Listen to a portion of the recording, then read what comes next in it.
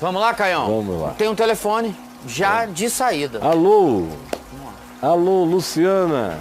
Alô, boa tarde. Boa tarde, Luciana. Tudo bem? Tudo bem, Caio, e você? Eu tô ótimo, graças a Deus. Eu sempre acompanho seu programa na internet, gosto demais, eu e meu esposo. Aham, E eu gostaria de fazer um comentário. tá. Olha, Caio, uma pergunta também, né? Hoje em dia nós estamos vendo dentro das igrejas a banalização do evangelho, certo? Templos que são abertos para angariar recursos, multiplicando lugares onde se fala o nome de Deus, mas o intuito não é pregar o evangelho, é pregar para o homem a riqueza aqui na terra. Isso é muito triste.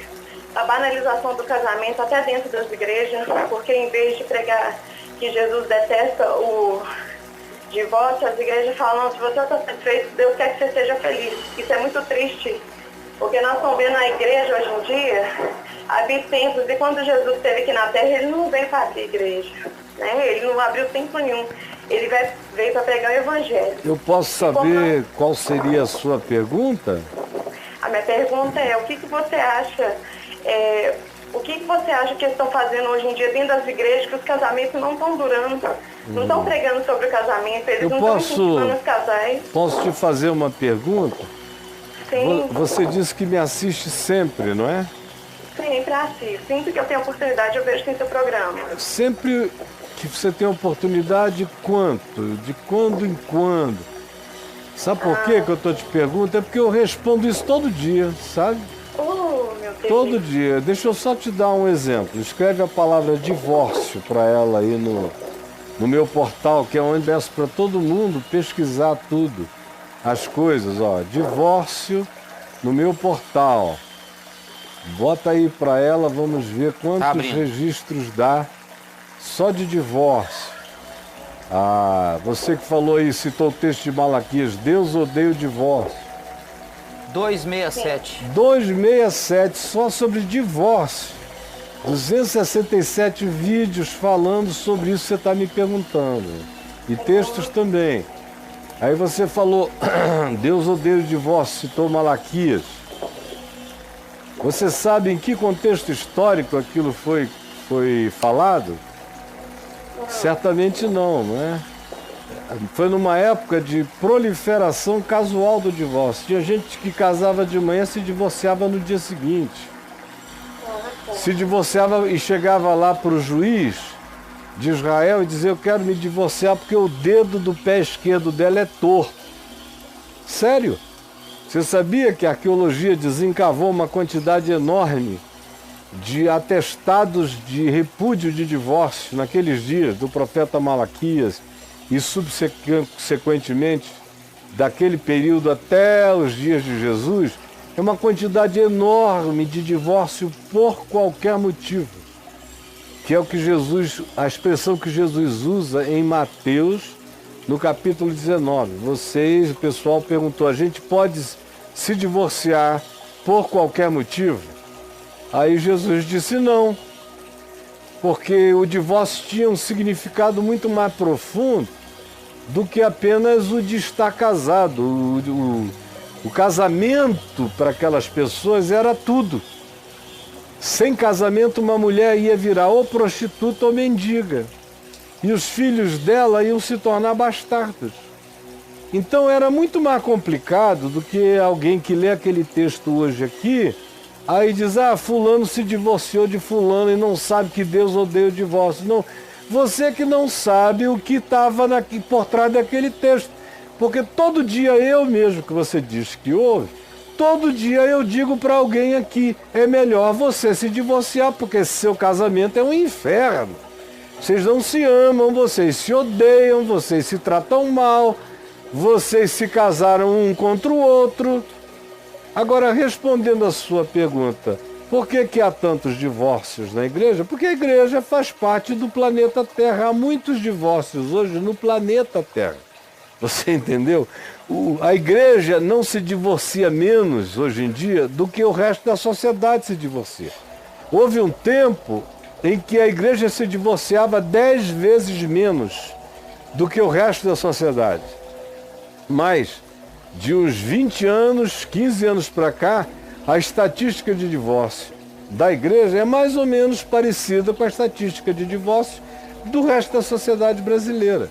Agora, por que crente está se divorciando tanto e vai se divorciar cada vez mais? Porque a igreja diz para o crente, garoto crente, menina crente, que eles só podem se conhecer como homem, como mulher, depois de se casarem. Então, o que eu atendo há 45 anos é uma quantidade enorme de gente que se casou para transar. Não se conheceram antes, não sabiam se gostavam antes, se encontravam em cultos, em acampamentos de igreja e em pequenos namorinhos. Depois iam para o altar e se casavam. Tinha um ministério muito conhecido aqui no Brasil, nas décadas de fim de 50, década de 60 e década de 70, um pedaço da década de 80, que louvava os jovens que dessem o seu primeiro selinho no altar casando, trocando alianças. Então, olha só, era quase impossível esse pessoal que não se conhecia, em se descobrindo, serem felizes uns com os outros. A maioria morreu casados porque achavam que se divorciassem iriam para o inferno, apesar da infelicidade horrorosa de todos eles. Então, minha filha, ó, calma, a igreja está uma porcaria. Quem está dizendo isso sou eu. Antes de você nascer eu estou dizendo isso. Digo a todo lado, não tem ninguém que tenha enfrentado, dito, diga, denuncie com mais veemência do que eu essa coisa horrorosa que está aí. Mas o que você toma como argumento não é o que faz disso a coisa horrorosa. A coisa horrorosa mesmo é aquela com a qual você introduziu o seu telefonema, que é a igreja covil de salteadores, bazar para atrair pessoas para tomar dinheiro, engano, abuso, manipulação. Essa é que é a coisa nojenta. Lê Mateus 23, que eu li hoje aqui rapidamente. Lê Mateus 23, não tem uma acusação às meretrizes, nem aos jovens, nem aos namorados. Só tem aos escribas, aos fariseus, aos enganadores dos homens. Então, pelo amor de Deus, ama teu marido e que teu marido te ame, o teu casamento será salvo. Recomende a seus filhos para não casarem com ninguém que eles não conheçam bem e não amem mesmo, e sejam amados de volta. Do contrário, não tem ensino, não tem escola dominical, não tem receita, não tem doutrinação, não tem livrinho que ajude duas pessoas que se casaram precipitadamente e que se descobriram diferentes, estranhas e esquisitas uma para outra. Não tem receituário que as consiga fazer ficarem juntas.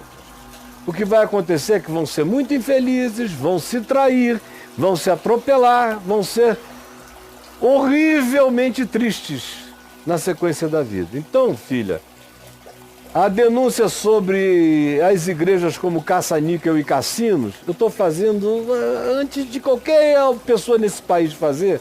Desculpa, o mundo inteiro sabe que eu faço e vou morrer fazendo enquanto isso for isso. Agora, a sexualidade humana não recai na mesma categoria. E os divórcios na igreja aumentam muito, é porque os jovens são obrigados a se casarem numa pressa enorme para poderem ter permissão para transar. Aí o que acontece é que não vai dando certo e cada vez não dá certo mais rápido. 2, 3, 4, 5 anos, 6 anos já está acabando. Então, muito mais do que falta de vergonha na cara, é falta de saúde emocional, psicológica, é falta de compreensão do evangelho por parte dos pastores, é falta de compreensão da natureza humana e dos tempos e da hora que a gente está vivendo. E é também inverter os princípios, é coar o mosquito e engolir o camelo. Você entendeu? Luciana, querida, quantos anos você tem? 35. Como? 35 anos. 36, tem filhinhos? Tenho uma de 14 e uma de 11. Tem 15 anos que eu sou casada. Pois é, minha filha. Então cuide bem dos seus filhos assim.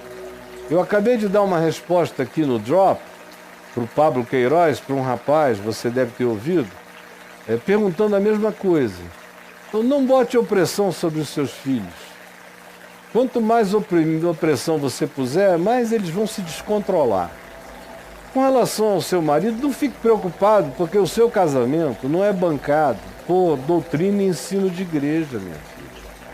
As pessoas mais felizes conjugalmente que eu já conheci na vida nunca puseram um pé numa igreja.